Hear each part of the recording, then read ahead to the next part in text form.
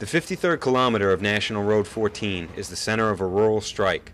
Here, north of Buenos Aires, a very large number of small producers is concentrated, and their leader Alfredo has become the main figure in the conflict. Always in touch with the media, he speaks out against the government's agricultural policy. It is no longer profitable to produce in the country. We'll soon face a rural exodus. After a 30-day truce, no progress has been made. Producers are back on the roads, and in order to avoid food shortages, they simply retain trucks selectively. For the moment, international transport, citrus, fruit and meat have to stay on the side of the road for 4 hours. And do they understand your motivations? The majority, yes. Who's passing? Everybody except us, the foreigners. It's as if there were a murderer in Uruguay and we were looking for him here, in Argentina. Argentina is one of the world's top exporters of soy, wheat, and beef, and the government wants to benefit from the higher global prices. But the strike leaders, in clear opposition to government policy, have warned that they will not drop their central demand, that the tax increases be rescinded.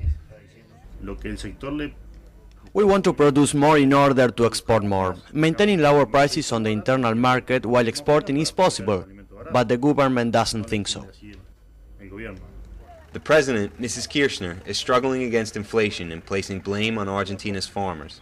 The two sides are locked in a bitter town and country back and forth battle, and in a nation that produces food for more than 350 million people, neither side is backing down. They do not let anybody speak or think differently. Actually, it is an authoritarian or dictatorial attitude. The Argentinian producers feel that Mrs. Kirchner is trying to demonize them as quote-unquote rich strikers, with no real reason to complain. We've already hit rock bottom and we don't want to experience it twice. That's why we are on the roads, Mrs. President. So stop pilfering from the states. Stop humiliating us. We won't be anybody's slave. What we have, we want with our work, with our production. Even with export taxes and price monitoring, the government can't contain the rise of domestic food prices.